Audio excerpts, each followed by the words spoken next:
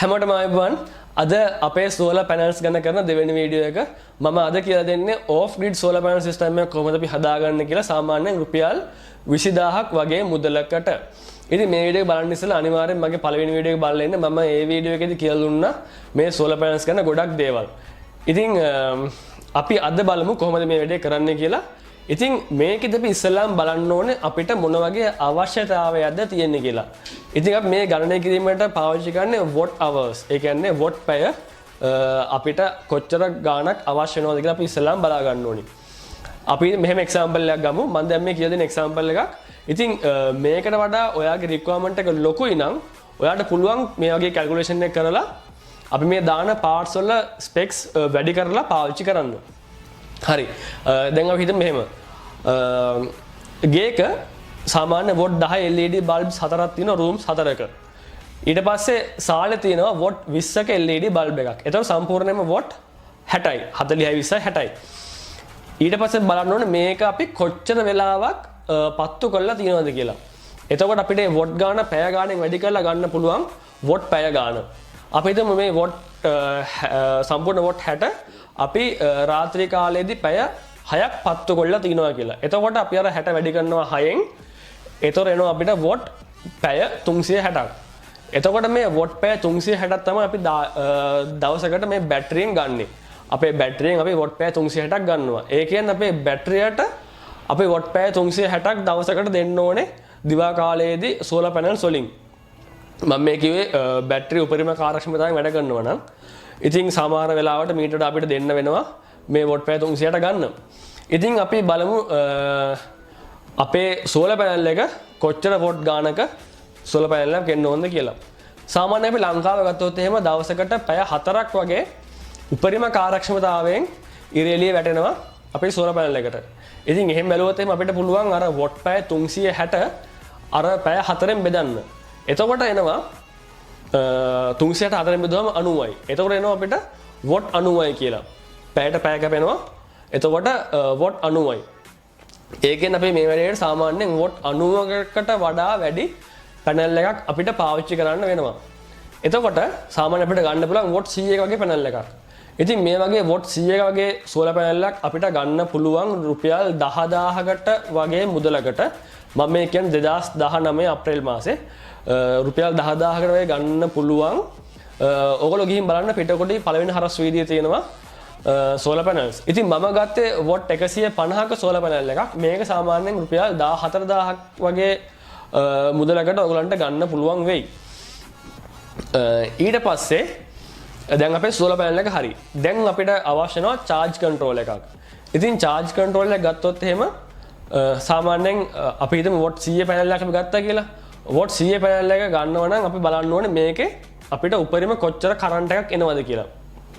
සාමාන්‍යයෙන් solar panel එකේ පල්ලෙහා පැත්තේ ගහලා තියෙනවා ස්ටිකර් එකේ සාමාන්‍යයෙන් මේකේ කොච්චර amperes ගාණක් එනවද කියලා. ඉතින් අපි මේ solar panel වැඩේදී මතක තියාගන්න සූත්‍රයක් තියෙනවා P = VI. ඉතින් මේකෙන් තමයි අපි මේ ගොඩක් කැල්කියුලේෂන් කරන්නේ. ඉතින් අපි ගත්තොත් එහෙම අපේ watt ගාණ 100යි watt 100 අපි volt 12න් බෙදුවොත් එහෙම අපිට එනවා amperes ගාණ සාමාන්‍යයෙන් එතන දෙනවා 8.33ක් වගේ. ඉතින් ඒකෙන් අපිට ඒකෙන් අපිට amperes 10ක වගේ charge control එකක් ගන්න පුළුවන්. සාමාන්‍යයෙන් charge control එක ampere 10ක් කිව්වට අපිට මේ ampere 10ම සමහරලාට ගන්න බැරි වෙන්න පුළුවන්. ඉතින් ඒකෙන්ද ගොඩක් හොඳයි ඔයගොල්ලෝ ampere 20කට වගේ යනවා නම්. මොකද එතකොට ඔයගොල්ලන්ට මේක උපරිම කාර්යක්ෂමතාවයෙන් මේක වැඩ කරව ගන්න පුළුවන් වෙයි. පුළුවන් නම් තව පොඩ්ඩක් වැඩි එකකට යන්න. මොකද ඉස්සරහට ඔයගොල්ලෝ expand කරන්න වගේ බලාපොරොත්තුවක් තියෙනවා නම් ඔයගලන්ට එතකොට මේ solar panels expand කරගන්න පුළුවන්. මගේ වැඩේට මම ගත්තා ampere 30ක charge control එකක්. මම ගත්තේ PWM charge control එකක්. මොකද MPPT එකට යනවා නම් හොඳයි. හැබැයි ටික price එක වැඩි. ඉතින් මම කිව්වේ මේ රුපියල් 20000කට වගේ එකක් කරන එකක් කියලානේ. එතකොට සාමාන්‍යයෙන් ඔයගලන්ට PWM එකට යන්න පුළුවන්. හැබැයි ප්‍රශ්නයක් එන්නේ නැහැ සාමාන්‍ය අපේ වැඩේට ඇති. මගේ charge control එක ampere 30ක charge control එක මම ගත්තේ රුපියල් 3750කට පිටකොටුවෙන් එකක් ගත්තේ පළවෙනි හරස් වීදියේ. ඉතින් ඔයාලා ampere 20ක වගේ charge control එකක් ගන්නවා නම් රුපියල් 3000කට වගේ ඒ ආසන්න මුදලකට ඔයගලන්ට ගන්න පුළුවන් වෙයි. දැන් අපේ solar panel එක හරි charge control එක හරි දැන් අපිට ගන්න තියෙන අපේ බැටරි එක. මේ බැටරිය ගන්නකොට මම ඉස්සෙල්ලා කිව්වා අපිට වොට් පැය 360ක් ඕනේ කියලා. වොට් පැය 360ක් නම් අපි මේක අපි ගන්න 12 වෝල්ට් බැටරියක්. අපි 360 බෙදුවොත් වෝල්ට් ගානෙන් අපිට එනවා ඇම්පියර් අවර්ස් ගාන. ඒ කියන්නේ අපි සාමාන්‍යයෙන් බැටරි එක අපි ධාරිතාව ඒ කියන්නේ බැටරි එකේ කැපැසිටි එක බලන්නේ ඇම්පියර් අවර්ස් වලින්නේ. එතකොට අපිට ගන්න පුළුවන් අපේ වොට් 360 අපි 12න් බෙදුවොත් අපිට එනවා ඇම්පියර් අවර්ස් 30ක්. එතකොට අපිට මේ වැඩේට අවශ්‍ය වෙන්නේ ඇම්පියර් අවර්ස් 30ක බැටරියක්. හැබැයි අපි සාමාන්‍ය වාහන බැටරි පාවිච්චි කරනවා නම් එහෙම වාහන බැටරි එක 150කට වඩා ඩිස්චාර්ජ් කරන්න හොඳ නැහැ. ඒක බැටරි එකේ ආයු කාලයට හොඳ නැහැ. අපි එතකොට මේ වැඩේට ගන්න ඕනේ අපේ අවශ්‍යතාවයේ වගේ දෙගුණයක්වත් විශාලත්වයක් තියෙන බැටරියක්. එතකොට අපිට ගන්න පුළුවන් සාමාන්‍යයෙන් ඇම්පියර් අවර්ස් 65ක එහෙම නැත්නම් 90ක වගේ බැටරියක්. මේ වගේ බැටරියක් ගත්තට පස්සේ අපිට පුළුවන් අපේ මේ අවශ්‍යතාවයට අවශ්‍ය කරන ධාරිතාවය දෙන්න. මේ වගේ බැටරියක් ගන්නකොට ඕගලන්ට පුළුවන් සාමාන්‍යයෙන් යූස් කරපු බැටරියක් ගන්න. බැටරි කඩවල තියෙනවා වාහන බැටරි කඩවල තියෙනවා පරණ බැටරි. ඉතින් ඒගොල්ලන්ට ගිහින් කියන්න මේ වගේ සෝලර් පැනල් එකකට තමයි මේක යූස් කරන්න කියලා. එතකොට සාමාන්‍යයෙන් පාවිච්චි කරන්න පුළුවන් බැටරියක් ඕගලන්ට දෙයි. සාමාන්‍යයෙන් මේක රුපියල් ඒ කියන්නේ මේක ඇම්පියර් ගාන අනුව ගාන වෙනස් වෙනවා. ඕගොල්ලෝ යූස් කරන ඇම්පියර්ස් ගාන අනුව ඒකයි බැටරියේ තත්ත්වය අනුව පොඩ්ඩක් මේකේ ගාන වෙනස් වෙනවා. ඉතින් පොඩ්ඩක් කතා කරලා බලන්න සාමාන්‍ය ගානකට මේක ඔයගලන්ට ගන්න පුළුවන් වෙයි.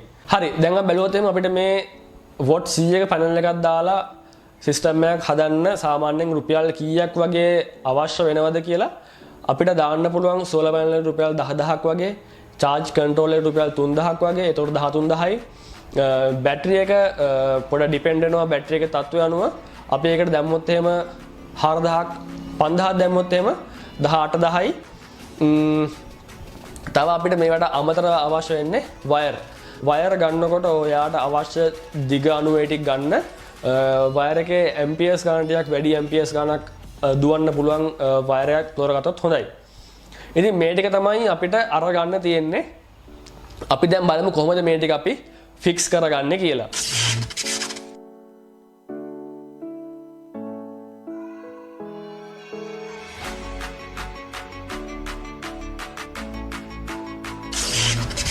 හරි මේ විදිහට මම මේ වැඩේට පාවිච්චි කරන බැටරි එක මේක ඇම්පියර් අවර්ස් 90ක බැටරි එකක්. ඉතින් මම මෙතනට ප්ලස් එක සහ මයිනස් එක සම්බන්ධ කරගත්ත වයර් දෙකකින් මට දැන් මේක සම්බන්ධ කරන්න පුළුවන් කෙලින්ම අපේ charge control එකට. හරි මේ විදිහට මම පාවිච්චි කරන charge control එක මේකේ බැලුවොත් එහෙනම් මම කිව්වා වගේ මෙතන තියෙනවා වයර් 6ක්. ඉතින් මේකේ මෙතන ඉස්සෙල්ලාම සෙට් කරන්න තියෙන අපේ සෝලර් පැනල් එකේ වයර්ස් දෙක, ඊට පස්සේ අපේ බැටරි එකේ වයර්ස් දෙක, ඊට පස්සේ අපේ ලෝඩ් එකේ වයර්ස් දෙක. ඉතින් මේක සෙට් කරද්දි ඉස්සෙල්ලාම සෙට් කරන්න ඕනේ අපේ බැටරි එකේ වයර්ස් දෙක. ඒකෙන් තමයි මෙයා අඳුරගන්නේ මේ සිස්ටම් එක 12 වෝල්ට් සිස්ටම් එකද නැත්නම් 24 වෝල්ට් සිස්ටම් එකක්ද කියලා. ඉතින් ඒකෙන් ඉස්සෙල්ලාම සම්බන්ධ කරනකොට අපේ බැටරි එකෙන් එන වයර්ස් දෙක සම්බන්ධ කරන්න අමතක කරන්න එපා. ඊට පස්සේ අපිට සම්බන්ධ කරගන්න පුළුවන් අපේ සෝලර් පැනල් එකේ එන වයර්ස් දෙක. මෙන්න මේ දෙක. මේ පැත්ත ප්ලස් මේ පැත්ත මයිනස්. මෙතන ඔක්කොම මාක් කරලා තියෙනවා සම්බන්ධ කරන්න ඕන විදිහ. ඊට පස්සේ මෙතන තියෙන අපේ ලෝඩ් එක. මම මේ ලෝඩ් එක විදිහට දැන් පාවිච්චි කරන LED පටියක්. ඉතින් මෙතන මේ පල්ලෙහා තියෙන LED පටිය මම මේ බටන් එක ප්‍රස් කරලා පස්සේ ඒක පත්තු වෙනවා. ඔයාලා බලා ගන්න පුළුවන් මේ වෙලාවේ මේක එහෙම පේන්නේ නැහැ පත්තු වෙනවා කොච්චර ලොකු එළියක්ද කියලා. මේක රැයට තමයි මේකේ එළිය පේන්නේ. ඉතින් මේ දැන් මෙතන පේනවා මේකේ ලෝඩ් එක. මේ තියෙන්නේ. දැන් මෙයා ගන්නවා ඇම්පියර් දෙකක්. ඇම්පියර් දෙකක් කියන්නේ සාමාන්‍යයෙන් 12 වෝල්ට් හින්දා මේක වොට් 24ක් වගේ. මෙතන අපිට ෆෝන් charge කරගන්න පුළුවන් මෙතනින් 5 වෝල්ට් 1 ඇම්පියර්ස් එනවා එළියට. ඊට පස්සේ මේකේ මෙතන පෙන්වන රියල් ටයිම් ක්ලොක් එකක්. මේ වෙලාව පෙන්වනවා. ඊට පස්සේ මෙතන පෙන්වන බැටරි percentage එක. මේ බැටරි percentage එක නම් එච්චර ඇකියුරේට් නැහැ මට තේරුණු විදිහට මම වෙනම එකක් සෙට් කරගත්තා බැටරි එකේ වෝල්ටේජ් එක බලා ගන්න. මේකෙන් හරියටම කියන්න අමාරුයි.